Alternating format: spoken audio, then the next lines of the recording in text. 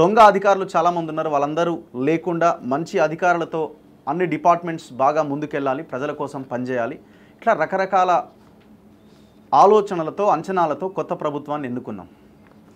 ఏ గవర్నమెంట్లో అయితే ఇగో ఈ ఫలానా అధికారి వీడి దొంగ, వీడి వల్ల మొత్తం రాష్ట్రం నాశనమైంది, వీడి వల్ల ఇగో ఈ రంగం మొత్తం ఆగమైపోయింది అని ఏ అధికారిని అయితే మనం ఫోకస్ చేసి లాస్ట్ 3-4 ఇయర్స్గా చూపించినామో స్టిల్ అదే అధికారులు ఈ గవర్నమెంట్లో కూడా వాళ్ళ పెత్తనాన్ని చెలాయిస్తున్నారు.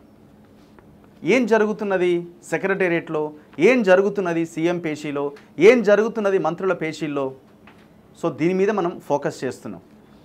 దాదాపు నాకు 10-15 రోజుల నుంచి ఒక 75 ఏళ్ళ ఒక పక్షవాతం పెరాలసిస్ వచ్చిన ఒక దొంగ అధికారి, వాడు అవుట్సోర్సింగ్ ఆఫీసర్, కన్సల్టెంట్, దాదాపు 5,400 కోట్ల బడ్జెట్ ఉన్న శ్రీనిధి అనే ఒక కార్పొరేషన్కి ఎండీగా కొనసాగుతున్నాడు. దాదాపు 13 సంవత్సరాలుగా అదే కార్పొరేషన్కి ఎండీగా కొనసాగుతూనే ఉన్నాడు. గత కేసీఆర్ హయాంలో ఉన్నాడు 10 ఏళ్ళు, 10-12 ఏళ్ళు అంతకుముందు నుంచి. ఇప్పుడు గవర్నమెంట్ మారిన తర్వాత కూడా కొనసాగుతూనే ఉన్నాడు. 75 ఇయర్స్. పక్షవాతం వచ్చింది, మాట్లాడలేడు, మాస్క్ పెట్టుకొనే ఉంటాడు, ముఖం ఏమైనా అటు ఇటు కనిపిస్తుందేమో అని. ఓ మీటింగ్కి పోతే, ముఖ్యమంత్రి మీటింగ్కి వెళ్తే మాట్లాడలేడు. ఈ విషయాన్ని మేము దాదాపు 1-2 ఏళ్ల నుంచి మాట్లాడుతూనే ఉన్నాం. సో రీసెంట్గా కూడా నేను చాలా సందర్భాల్లో మార్నింగ్ న్యూస్లో చెప్పిన, ఇలాంటి ఆఫీసర్లు ఇంకా మీరు ఎందుకు పెట్టుకున్నారు అని. 5,400 కోట్ల బడ్జెట్ ఉన్న ఈ స్త్రీనిధిలో, ఈ స్త్రీనిధి అంటే ఏంటి, మహిళల సాధికారత కోసం ఈ స్త్రీనిధి అనేది ఉపయోగపడాలి. దీని కింద చాలామంది ఒక 700-800 మంది ఎంప్లాయీస్ ఉండేవాళ్ళు. సరే, అది వీడు చేసిన అరాచకం వల్ల తగ్గుకుంటూ వచ్చి దాదాపు 280 వరకు పడిపోయింది. సో ఈ స్త్రీనిధి మహిళా సాధికారత కోసం పనిచేయాలా, వాళ్ళకి లోన్లు ఇవ్వాలా. ఈ 5,400 కోట్లు ఎక్కడివి? గతంలో ఎప్పుడో ప్రపంచ బ్యాంకు ఈ మండల సమాఖ్యలకి డబ్బులు ఇవ్వంగా అదొక 300-400 కోట్లు మిగిలితే దానికి వీళ్ళు బ్యాంకుల ద్వారా లోన్లు తెచ్చుకొని మొత్తం 5,400 కోట్లు ఒక బడ్జెట్ని ఏర్పాటు చేసుకున్నారు.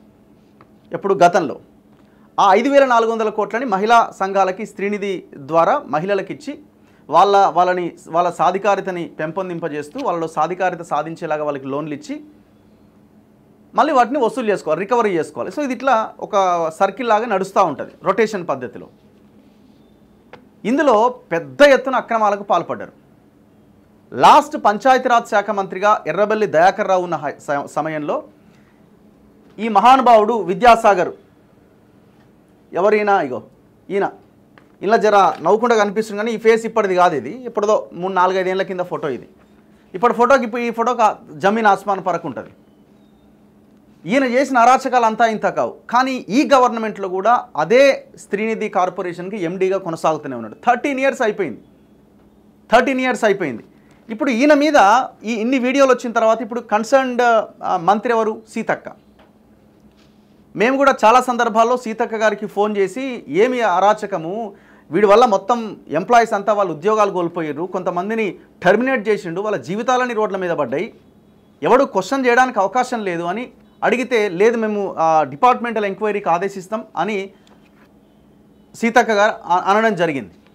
సో దాని తర్వాత మరి ఎంక్వైరీ చేస్తారా ఏరా అంటే ఇంతవరకు ఎంక్వైరీ లేదు. అయితే రీసెంట్గా పాయింట్కి వస్తున్నా లేట్ చేయకుండా, రీసెంట్గా ఏం జరిగిందంటే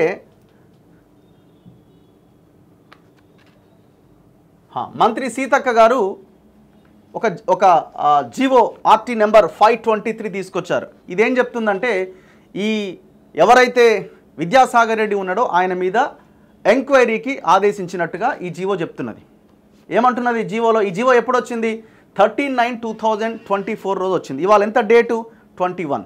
ఎన్ని రోజులు అవుతున్నది? దాదాపు 8-9 రోజులు అవుతున్నది. ఇంతవరకు ఈ జీవో పైన, అంటే ఈ ఎంక్వైరీ పైన ఇంతవరకు అడుగు ముందుకు పడకపోగా పెద్ద ఎత్తున ఒత్తిడి వస్తున్నదట.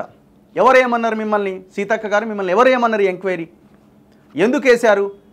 ఇమీడియట్గా ఎంక్వైరీ ఆపేసేయాలి. ఎంక్వైరీ ఆపాలి అంటే ఎంక్వైరీ ఎట్లా ఆపుతాం? ఆల్రెడీ నేను ఎంక్వైరీకి ఆదేశించిన కదా, ఇక నేనేం చేయగలుగుతానని సీతక్క గారు అన్నప్పుడు, లేదు దీనిలో 4 అధికారులను పెట్టిరు. ఎవరెవరిని? Anitha Ramachandran IAS commissioner PR&RE Hyderabad, Pendyala Srinivas AGM IT and department TSTS, Shrimati Chandrakala deputy secretary finance department, Shri G Srinivasarao additional registrar of cooperative societies government of Telangana. So ఏ డిపార్ట్మెంట్ దాంట్లో అయితే స్కామ్ జరిగిందన్న ఆరోపణలు ఉన్నాయో ఆయా రంగాల్లో ఎక్స్పర్ట్ అయిన వాళ్ళని ఇందులో పెట్టిరు. వీళ్ళకి సెర్ప్ మీద కానీ మహిళా సంఘాల విషయంలో కానీ మంచి అవగాహన ఉన్నది. ఫోన్ ట్యాపింగ్ సంబంధించిన విషయంలో కూడా అవగాహన ఉన్నది. సో ఈ 4 అధికారులను పెడితే ఇప్పుడు ఎంక్వైరీ ఆపలేరు కదా. చలో మాకు సంబంధించిన వాళ్ళని ఇందులో ఎంక్వైరీకి వేయాలి. అంటే మేము ఎవరైతే అధికారులు మేము చెప్పినట్టు రిపోర్ట్ రాస్తారో వాళ్ళని ఎంక్వైరీకి కింద వేయండి. అనితా రామచంద్రన్ని తీసేయండి, పెండ్యాల శ్రీనివాస్ని తీసేయండి. గతంలో ఎవరు ఆయన భవేష్ మిశ్రా, ఆయన గతంలో ఏడ భూపాలపల్లి కలెక్టర్గా పనిచేసిన ఆయనని పెట్టండి, ఇంకొక ఆఫీసర్ని ఎవరినో పెట్టండి. సో వీళ్ళిద్దరు ఉండడానికి వీల్లేదని ఇప్పుడు ప్రెషర్ పెడుతున్నారట. ఇక మంత్రి నాకేం సంబంధం లేదు, మీరు ఏమన్నా చేసుకోరైనా ఆమె చేతులు ఎత్తేయాల్సిన పరిస్థితి. ఎందుకు?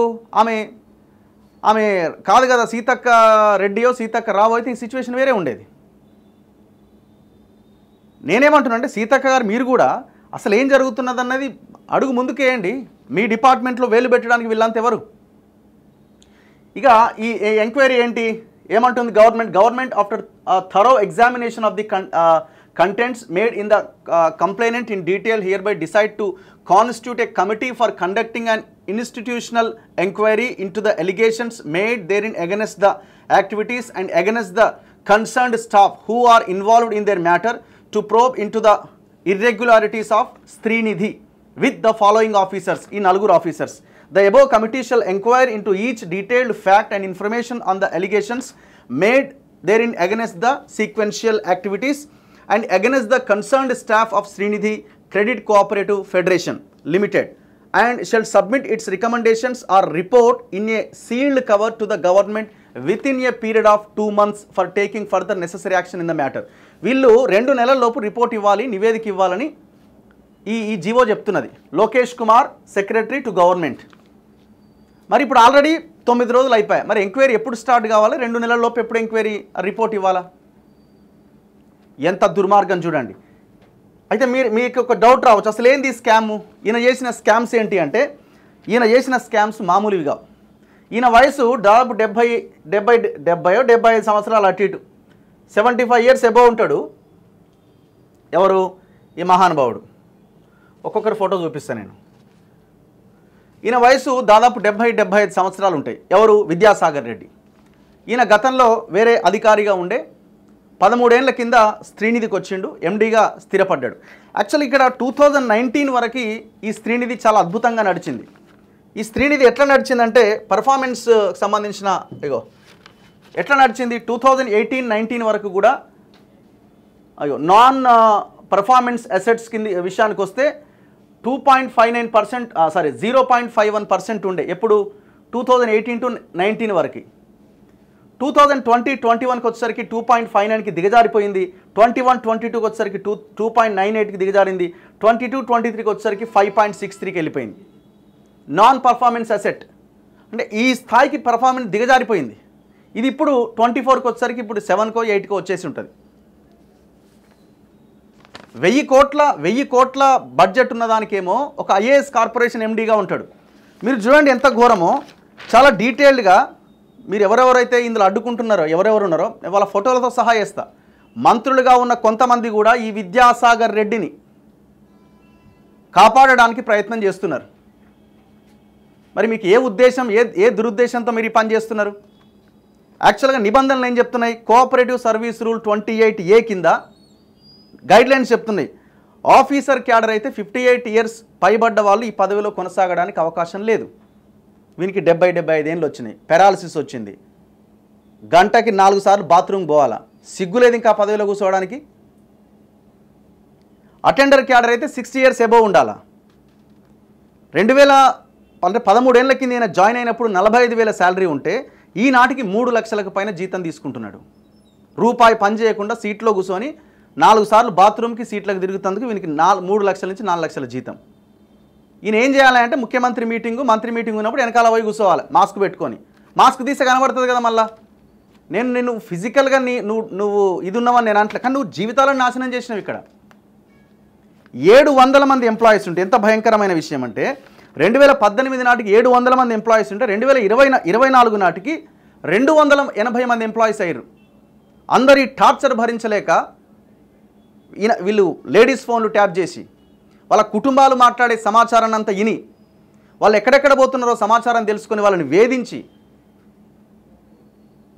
అది కూడా చెప్తాను నేను, ఇట్లా ఇన్ని రకాలుగా ఇబ్బందులు పెడితే 700 మంది నుంచి 280 మందికి వచ్చారు. ఇందులో ఒక 5-10 మంది ఈయనని క్వశ్చన్ చేయడం స్టార్ట్ చేశారు.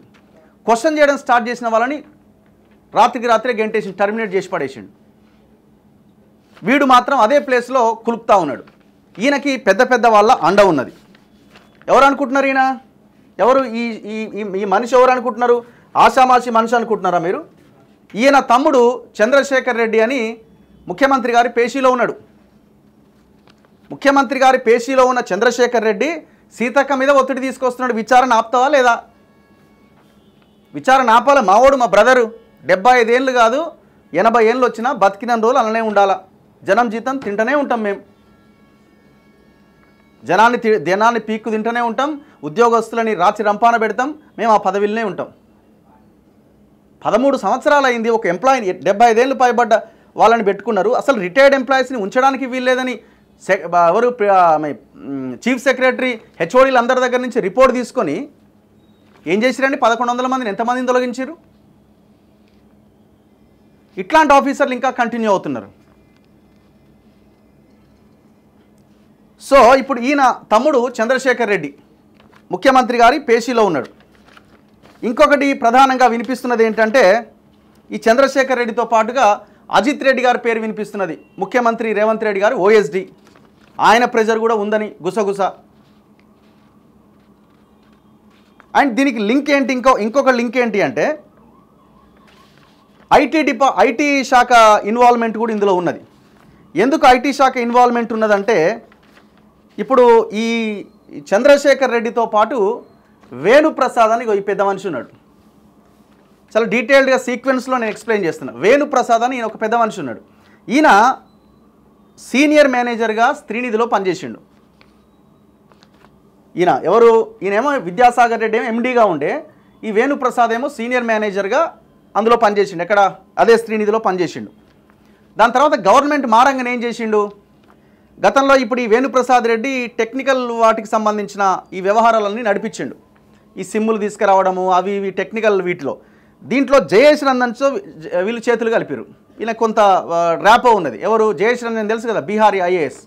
ఇప్పుడు గతంలో కేటీఆర్ పక్కన తిరిగేది, ఇప్పుడు శ్రీధరబాబు పక్కన, రేవంత్ రెడ్డి పక్కన నిలబడుతున్నాడు. అప్పుడు షెడ్డోడ్ అయ్యిండు వీళ్ళకి, ఇప్పుడు మంచోడు అయ్యిండు. ఇది అందరు కలిసిపోయారు కదా. ఇది వేణుప్రసాద్ ఇప్పుడు ఆ గవర్నమెంట్ మారంగానే జనవరిలో శ్రీనిధి నుంచి ఐటీ డిపార్ట్మెంట్కి ఎంటర్ అయ్యిండు. నెమ్మదిగా చూసుకున్నాడు. ఈ ఐటీ డిపార్ట్మెంట్లో ఎట్లా ఎంటర్ అయ్యిందంటే జయేష్ రంజన్ త్రూ ఎంటర్ అయ్యిండు. జయేష్ రంజన్ సెక్రటరీ అయితే మంత్రి ఎవరు? శ్రీధరబాబు. ఇప్పుడు వేణుప్రసాద్ ఐటీ డిపార్ట్మెంట్లోకి ఎంటర్ అయిన తర్వాత మళ్ళీ ఇదొక పెద్ద లెక్క ఉన్నది. ఇదంతా మనం రాబోయే నెక్స్ట్ ఎపిసోడ్లో మాట్లాడదాం. ఈ వేణుప్రసాద్ నెక్స్ట్ వాళ్ళు ఏం చేయబోతున్నారు అన్నది. అయితే ఇప్పుడు మనం దీనికి సంబంధించిన ఈ విద్యాసాగర్ రెడ్డి చేసిన ఈయన చంద్రశేఖర్ రెడ్డి, ఈయన ఎవరు? ఈయన విద్యాసాగర్ రెడ్డి బ్రదర్. ఈయన ఇప్పుడు సీఎం పేషీలో ఉన్నాడు. అయితే ఇప్పుడు విద్యాసాగర్ రెడ్డి చేసిన తప్పుడు వ్యవహారాలు ఏంటి అంటే, ఈయన ప్రధానంగా ఎర్రబెల్లి దయాకర్ రావు ఇప్పుడు మంత్రి సీతక్క ఉన్న పంచాయతీరాజ్ డిపార్ట్మెంట్కి మంత్రి, రూరల్ డెవలప్మెంట్ అండ్ పంచాయతీరాజ్. అయితే ఈయన సిఎస్ఆర్ ఫండ్స్ ఉంటాయి, కార్పొరేట్ సోషల్ రెస్పాన్సిబిలిటీ ఫండ్ 1% ఏమో టోటల్ బడ్జెట్లో ఉపయోగించాలి. ఈ సిఎస్ఆర్ ఫండ్స్ని గంపగుత్తగా మొత్తం ఎర్రబెల్లి దయాకర్ రావు నియోజకవర్గం పాలకుర్తిలో ఖర్చు పెట్టిండు. పెద్ద స్కామ్ అది. రెండోది, వడ్డీ లేని రుణాల్లో పెద్ద ఎత్తున గోల్మాల్ జరిగింది, కోట్ల రూపాయలు మింగిండు. అండ్ ఇంకొకటి, ఆ బ్యాంకు మిత్రుల కమిషను ఆ వివోలకు ఇవ్వాలి, విలేజ్ ఆర్గనైజేషన్స్ వాళ్ళకి, ఆ ఎంప్లాయీస్కి ఇవ్వకుండా, వాళ్ళకి ఇవ్వకుండా తినేసిరు. 4 అతి భయంకరమైన విషయం ఏంటి అంటే, ఒక 2-3 యాప్లు వీళ్ళు ఏంటంటే ఈ వివోఏలకి ఏం చేస్తారు, ఒక ట్యాబ్ ఇస్తారు అండ్ పర్సనల్ మొబైల్ ఫోన్ ఉంటుంది ఒకటి. ఇందులో ఒక సిమ్ వేసుకోవాలా, ఏం నెట్వర్క్ ఇది?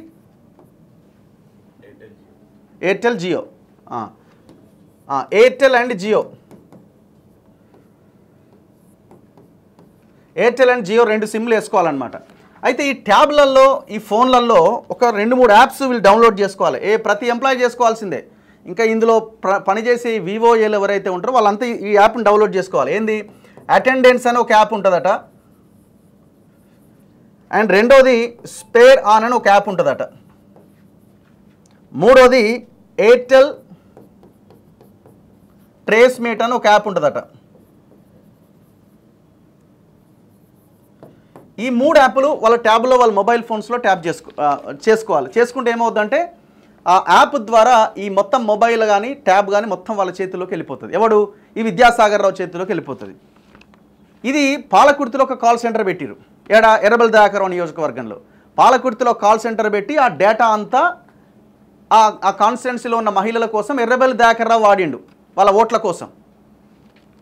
అండ్ ఇంకొక వైపున ఈ ఎంప్లాయీస్ ఉన్నారు కదా, ఈ వివోఏలు విలేజ్ ఆర్గనైజేషన్ అసిస్టెంట్సా, ఈ వివోలు ఉన్నారు కదా, వీళ్ళకు సంబంధించిన పర్సనల్ డేటా ఏదైతే ఉంటుందో మొత్తం దాన్ని లాగేసుకొని బ్లాక్మెయిల్ చేయడం, వైఫ్ అండ్ హస్బెండ్ మాట్లాడింది వినడం, ఇట్లా వాళ్ళకి నరకం చూపించింది. ఇక ఇది పెద్ద ఎత్తున ఫోన్ ట్యాపింగ్. అందుకే సీతక్క గారు ఏం చేశారంటే ఆ పెండ్యాల పెండ్యాల శ్రీనివాస్ గారిని ఆ కమిటీలో పెట్టారు. ఆయనకు కొంత అవగాహన ఉందట. సో ఈ పెద్ద ఎత్తున ఈ ఫోన్ ట్యాపింగ్ వ్యవహారాన్ని కూడా ఇందులో నడిపించిండు. ఇది చాలా భయంకరమైన విషయం. ఇది ఇంత పెద్ద ఎత్తున దందా చేసి జనాల మహిళలతో ఆడుకున్నాడు, ఉద్యోగస్తులతో ఆడుకున్నాడు. ఇంత నీచానికి పాల్పడితే స్టిల్ ఈ క్షణానికి కూడా ఆయన అదే పోస్ట్లో ఉంటాడు. విచారణకు ఆదేశించిన సీతక్క గారు మీరు విచారణ ఆపుతారా లేదా అని బెదిరిస్తారు. చూసుకోండి ఎట్లుందో కథ. ఈ పరిపాలన నడుస్తున్నట్ట, మార్పు జరుగుతున్నట్ట. ఇంకొక భయంకరమైన విషయం ఏంటంటే శ్రీధర్ బాబు గారు మీకు మేము చెప్పదలుచుకున్నాము విషయము. ఇక్కడ ఇంకొక విషయం ఏంటంటే ఇప్పుడు మనం ఇంతకుముందు చూపించిన ఫోటో ఈ పెద్ద మనిషి ఉండే కదా ఏడినా, ఈ వేణుప్రసాద్ అనేట ఆయన శ్రీనిధి నుంచి ఐటీ డిపార్ట్మెంట్కి వచ్చిండు. ఎట్లా జయేష్ రంజన్ త్రూ ఆయన ఐటీలోకి ఎంటర్ అయ్యిండు. ఈయన త్రూనే ఆనాడు సిమ్లు కార్డులు అన్నీ కొన్నారు వీళ్ళు. కొన్ని ట్యాపులు చేయడం ఇట్లాంటివి చేసుకుంటూ పోయారు. అయితే ఈ వేణుప్రసాద్ ఇప్పుడు ఐటీలో దేంట్లో ఉన్నాడు? ఫస్ట్ ఆయన జేడీ ఇన్ఫ్రానా జాయింట్ డైరెక్టర్ ఇన్ఫ్రా. దీనికి యాక్చువల్గా రెగ్యులర్ ఎంప్లాయీ ఉండాలి. ఈయన కూడా కన్సల్టెంటే. Venuprasad also outsourcing employee. And దాని తర్వాత ఇప్పుడు ఆయన టీ ఫైబర్ ఎండీగా కొనసాగుతున్నాడు. అంటే ఇంత మంచి పోస్టులు చూడండి, టీ ఫైబర్ ఎండీగా కొనసాగుతున్నాడు.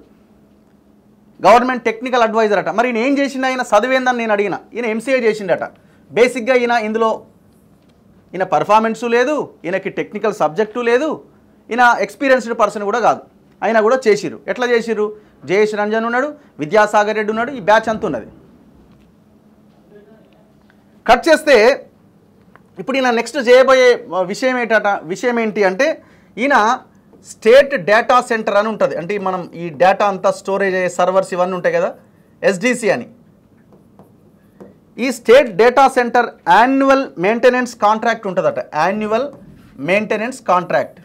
ఈ కాంట్రాక్టు యాక్చువల్ ప్రైజు 15 crores ఉంటే 39 కోట్లకి కోడ్ చేస్తూ పిఎస్ఆర్ ఐటీ అనే ఒక ఐటీ కంపెనీ ఉందట.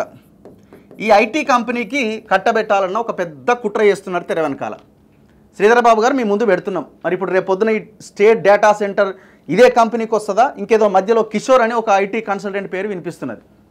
మరి ఇదే కంపెనీకి వస్తుందా వేరే కంపెనీకి వస్తుందా చూడాలి, ఎందుకంటే మీరే ఉన్నారు కాబట్టి. నెక్స్ట్ ఈ టీ ఫైబర్ అని ప్రతి ఇంటికి ఇంటర్నెట్ అనేది ఈ మధ్య మాట్లాడుతున్నారు కదా. ఈ టీ ఫైబర్ ఇంటర్నెట్ దాదాపు దీని ఎస్టిమేషన్ కాస్ట్ వచ్చి 17,000 crores.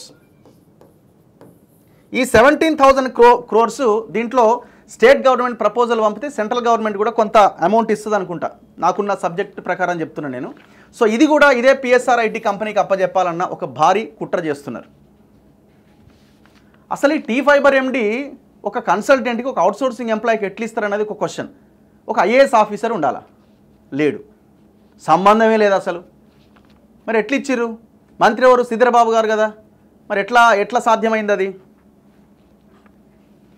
అంటే ఎంత భయంకరమైన కుట్ర జరుగుతున్నదో ప్రజలారా ఒక్కసారి ఆలోచన. అందుకే నేను ఏమంటున్నా అంటే ఈ వీడియో రేవంత్ రెడ్డికి పోయేదాకా షేర్ చేయండి.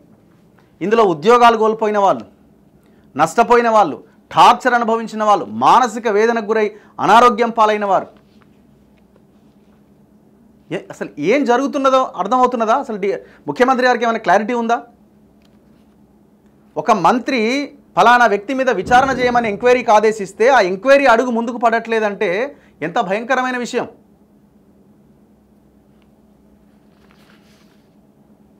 సో కొంతమంది బాధితులు వచ్చినారు, ఒకసారి మనం వాళ్ళతో మాట్లాడిద్దాం. రండి బ్రదర్.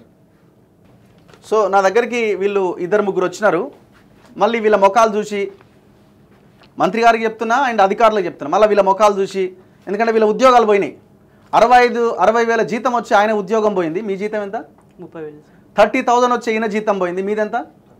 30,000. ముగ్గురు మ్యారీడేనా? అన్మ్యారీడ్. మీరు మ్యారీడే. సో 2 మ్యారీడ్ ఉన్నారు, ఒక అబ్బాయి అన్మ్యారీడ్ ఉన్నాడు. మరి వీళ్ళ జీవితాలు ఎట్లా ముందు పడతాయని మీరు అనుకున్నారు? వాడేమో 3-4 లక్షలు దొబ్బుకొని వాడిపోతున్నాడు. వాడు 75 ఏళ్ళు వచ్చిన సిగ్గుండాలి కదా నీకు. 75 ఏళ్ళు వచ్చిన నీకేమో 3-4 లక్షల జీతం కావాలి. భార్యా పిల్లలు ఉన్న వీళ్ళకి మాత్రం 30-40 వేల జీతం వస్తే వాళ్ళ ఉద్యోగాల నుంచి తీసేస్తావు. ఎందుకు తీసేస్తావు? వాళ్ళు క్వశ్చన్ చేస్తున్నారు కాబట్టి. నేను మళ్ళీ అధికారులకు కానీ మంత్రి గారు మీకు కూడా చెప్తున్నా, మళ్ళీ వీళ్ళని పిలిచి మీకు ఎట్లా ఉద్యోగం ఇస్తాం, మీరు మీడియాకి ఎందుకు ఎక్కిరంటే మాత్రం వాళ్ళు అన్నీ వదిలేసుకొని లాస్ట్ చివరి నిమిషంలో మన దగ్గరికి రావడం జరిగింది. ఇంత ఘోరమా? చేంజ్ అంటే ఇదేనా మేము ప్రజలంతా ఎక్స్పెక్ట్ చేసింది? ఇక్కడ పాయింట్ ఏంటంటే ఇంకొక నేను కాపీ చూపించలే. ఎవరయ్యా అధికారులు? ఇప్పుడు ఈ విద్యాసాగర్ రెడ్డి చుట్టూ డిప్యూటీ జనరల్ మేనేజర్లు అండ్ ఏజీఎం అంటే అసిస్టెంటా, ఒక అసిస్టెంట్ జనరల్ మేనేజర్ ఉంటాడు. ఎవరున్నారండి మీ దాంట్లో? మొత్తం Vidyasagar Reddy managing director, doctor P Rajarao, ఈయన ఏంది కమ్యూనిటీ వెలమనా, P Ravikumar deputy general manager OC, BVS Reddy OC, Narasimhareddy OC, Challa Venkatareddy OC, Sumitra OC, Venugopal Reddy OC, ఒక AGM Erramalla Ramesh assistant general manager BCD ఉన్నాడు. ఎవరా వీళ్ళంతా తీస్తే అంత చుట్టాలే అట. చుట్టాలు పక్కోడు, చుట్టున్నోళ్ళు, భజన చేసేటోళ్ళు. ఇంత అరాచకమా? నేను కనుక్కున్న అసలు ఎవరి విద్యాసాగర్ రెడ్డి అంటే అన్ని పార్టీలకు సుట్టరికమే ఉంది నాకు. ఒక ఆయనకు వియంకుడు, ఒక ఆయనకు బామ్మడిది, ఒక ఆయనకు బావ, ఒక ఆయనకు తమ్ముడు, ఒక ఆయనకు మామ, అన్ని పార్టీలో ఉన్నారు కదా వీళ్ళు. మరి ఎవరు మాట్లాడాలి దీని గురించి? సీతక్క గారు, మీరు జీవో ఇష్యూ చేశారు, విచారణ నిష్పక్షపాతంగా జరగాలి, అందులో ఉన్న 9గురిలో ఏ ఒక్కరిని మార్చినా మీ మీద ఒత్తిడి పెరిగి మీరు మార్చిరనే భావించాల్సి ఉంటుంది. ఇమీడియట్గా తక్షణం అసలు ఎట్లుంటాడండి వాడు? ఇంకా డిపార్ట్మెంట్లో ఎట్లుంటాడు? మీరు ఫస్ట్ వాళ్ళ డిపార్ట్మెంట్ నుంచి బయటికి నెట్టేసి అప్పుడు ఎంక్వైరీకి ఆదేశించండి. స్కామ్ జరిగింది, 100 కోట్ల స్కామ్ జరిగింది. ఫోన్ ట్యాప్ చేసిర్రు, భార్యాభర్తల ఫోన్లు విన్నారు, నాశనం చేసిర్రు, చాలామంది వాళ్ళని టార్చర్ పెట్టిర్రు.